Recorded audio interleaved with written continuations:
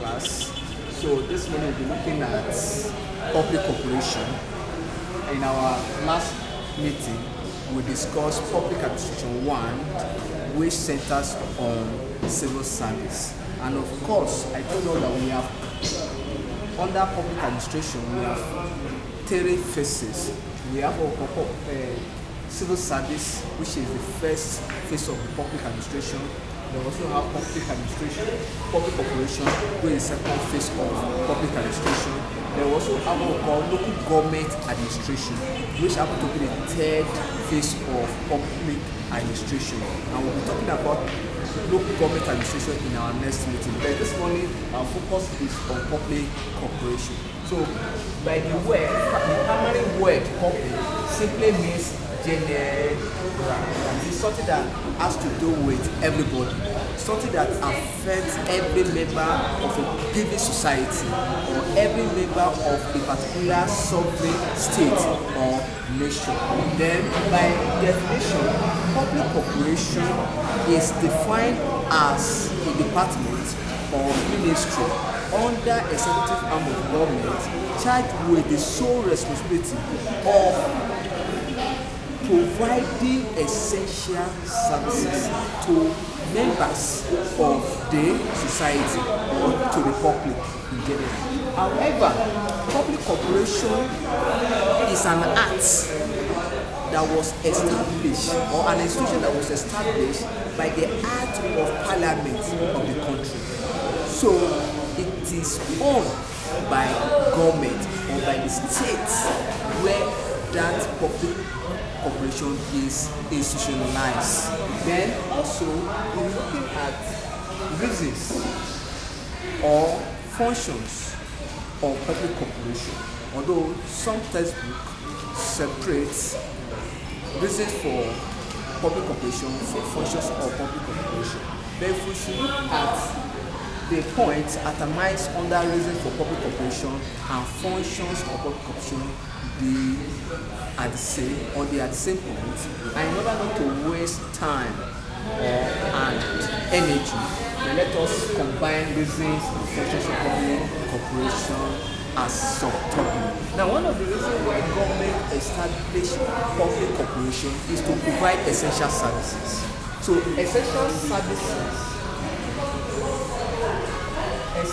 services are very important. By simple definition, essential service means services that individual or people cannot do without as a living being in the society where they dwell or where they live.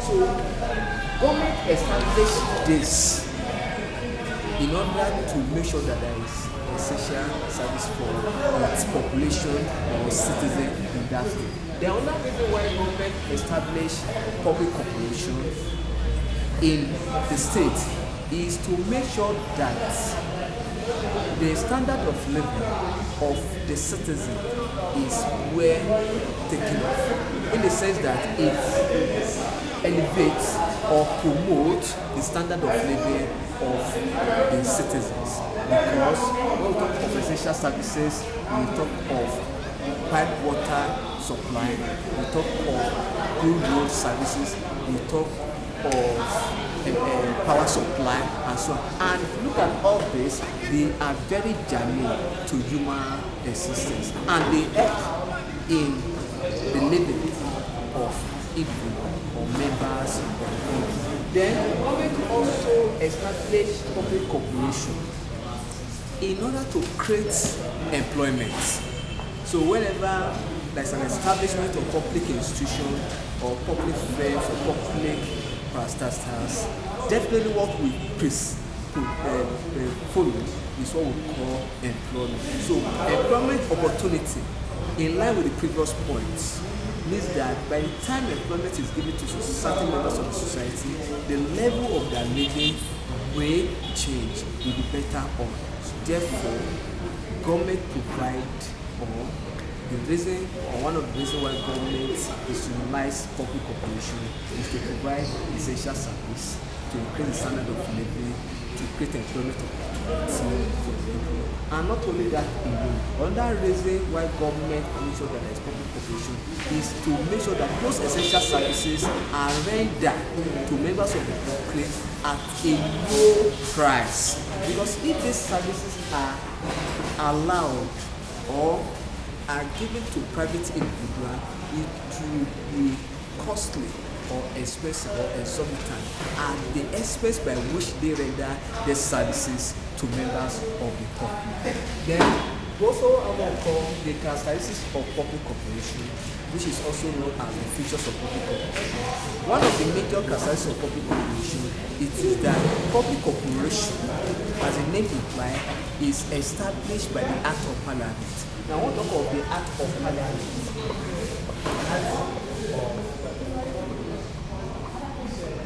Parliament. It means the combination of both the upper house and the lower house in the case of Nigerian setting. So the law that established public cooperation was or is passed by the House of Parliament or by National Assembly in the country. Another characteristic of public cooperation is that it is a legal entity or legal status. That it has a legal status.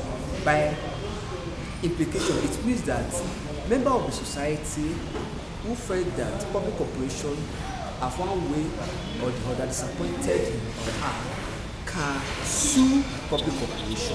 Then in return also public cooperation can sue any member of the society or members of the public or citizen of the particular country to court of law if public cooperation deem it fit that this individual or an individual has violated the constitutional aspect of the law that established it.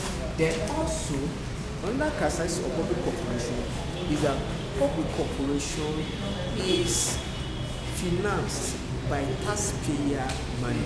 That is the money or where government generates funds to finance the service, the establishment, the payment of salary of public servants. Because people who work under public cooperation are called public servants, while people who work under civil service are called civil servants. So public servants are paid from what the taxpayers pay to the government or what government generated from the taxpayer.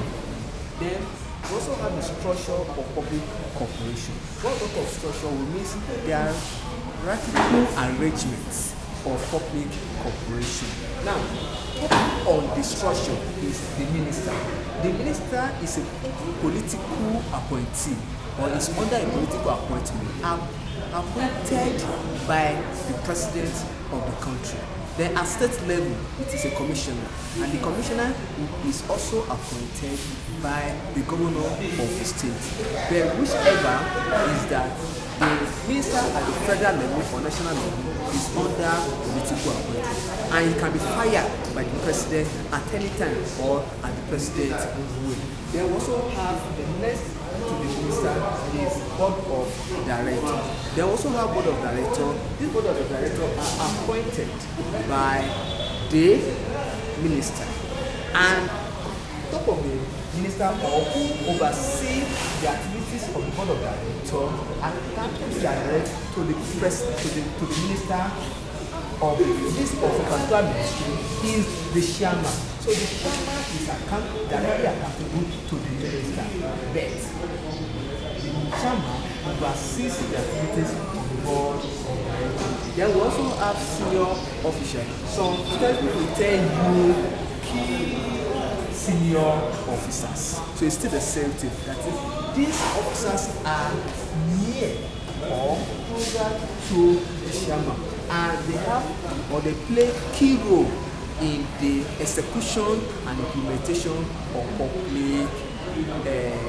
policies and programs. Then we have the public servants. So these are the people who work in various departments, accountable to different managers in their respective departments in public corporations. So we call it a different.